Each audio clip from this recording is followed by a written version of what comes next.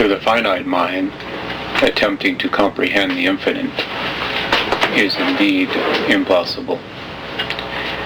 However, as there would be the attempt, the vanity, if you will, of the human to understand God itself, there is both a need and a desire to come close to that it already was and is to some degree part of that as of the whole, or God itself. The Godhead, or the Christos, or that would be as it was in the beginning, is that is infinite, omnipresent. This consciousness transcends time and space.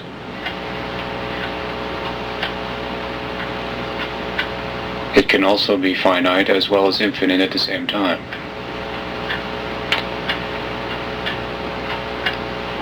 To humans, as you know, humans, the mind cannot comprehend that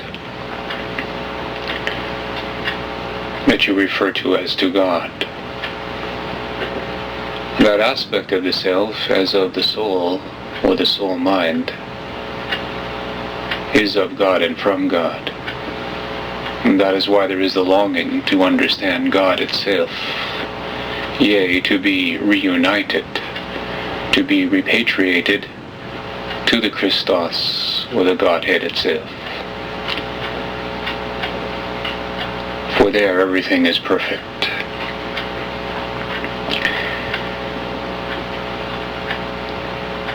In the endeavor to explain what God is, we humbly offer that as an explanation, given that it may be debated or argued as correct, incorrect, complete or incomplete. But God can be compared to that as you would understand electricity. It is unseen.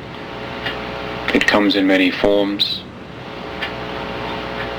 There is no doubt of its existence, for you see the results of its existence. You cannot handle it, for if you do, you will die. You cannot contain it, but you can make it appear in small, finite ways. And yet it is infinite, and it is through all things in matter, in this universe, this world, this place, and those humans who occupy this environment in this dimension. Electricity is not God. But electricity can be used for creative purposes, and it can be used for destructive purposes.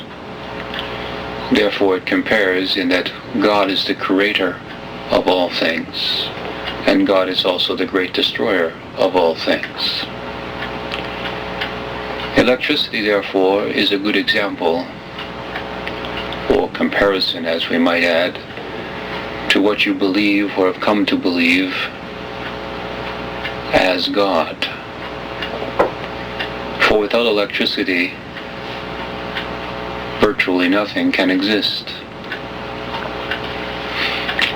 For electricity at the cell level causes a vibration to emanate or exist, or to be contained, if you will, within the retina of the cell.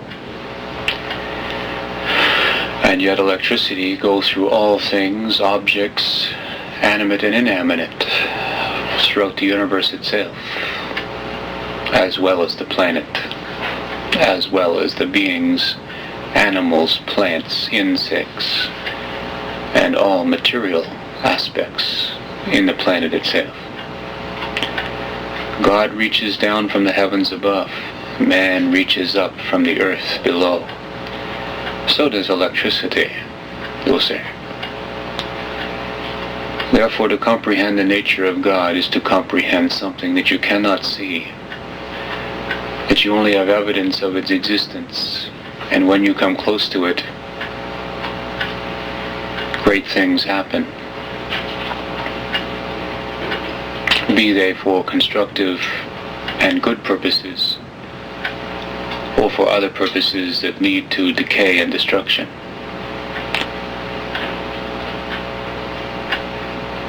To the spiritual aspects or the nature of God, therefore, it can be also given that God is a force and it is a mind. It is an accumulation of many minds, and yet it is of one mind. Each and every entity possesses a fragment that you would call a soul, or a soul fragment to some degree. This consciousness, as of the soul mind itself, is in unison, connection, or communication with all other soul minds at the same time. Howbeit is not recognized, seen, or understood to the finite mind or the personality or conscious mind of the ordinary human, you'll say. There is a large segment of souls that have broken away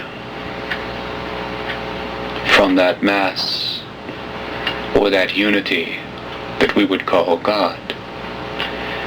This separation was the original sin of separation. However, it was done with the ability that each soul was given free will and free choice. God is such that it would love each and every entity so much that it would give them such a gift as of free will and free choice. With that, the understanding that God is an accumulation of all souls, and yet the souls that are perceived to exist in the world itself, in this dimension and the dimensions beyond, they are but a fragment or a part of the whole. Rogue souls, if you will, that have, through their vanity, left the protection of God, left the home that they knew forever, and have migrated out into physical matter and have lost their way. Through temptation, through adulteration of their essence, their perfection, they have become dense and have absorbed mass. They have been ingrained in physical matter too much and too long, and therefore the spirit of forgetfulness have come upon them. Like a drunkard who has taken too much of alcohol, loses his consciousness, his way, and forgets. Such as those who have ingrained themselves and become intoxicated with the carnal and the material aspects.